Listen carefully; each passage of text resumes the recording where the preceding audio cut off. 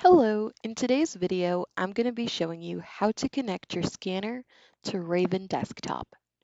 The first thing we need to do is we need to download Raven Desktop. In order to download it, we're going to go to raven.com/desktop, and it's going to bring us to this page right here. Or you can go raven.com and click on desktop on top here, and it's going to bring us to the same page. What we're going to do is we're going to click on this yellow download now button, and it's going to start the download for us. Depending on your browser will depend on where you see it. I'm using Microsoft Edge. You're going to see my download on top here. If you're using Chrome, you might see it down here. Okay, once my file has been downloaded, you're going to get an open file option. We're going to open the file and it's going to begin the installation process. You're going to get a little pop-up. You're going to go ahead and allow the changes to this device. I'm installing this on a Windows computer. Steps for the Mac are going to be the same. You would go download now, open your file once that gets downloaded. The installation prompts might look a little bit different on your Mac, but the steps are going to be about the same.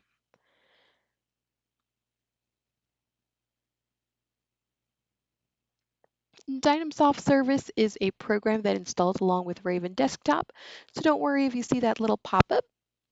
Once Raven Desktop has finished installing, you can check off this little box so it can open on once it's complete, and then we're going to click on Finish. We're going to give this a couple of seconds and Raven Desktop should open up on its own.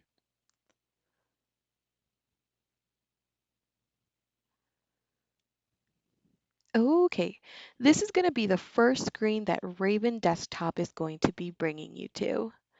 It's going to be the register screen or the sign in screen. If you already have an account, you can go ahead and sign in. If you don't, click on register. It's going to prompt you for your first name, your last name, an email, a phone number, and a password. A Raven account is needed for you to access the Raven desktop software.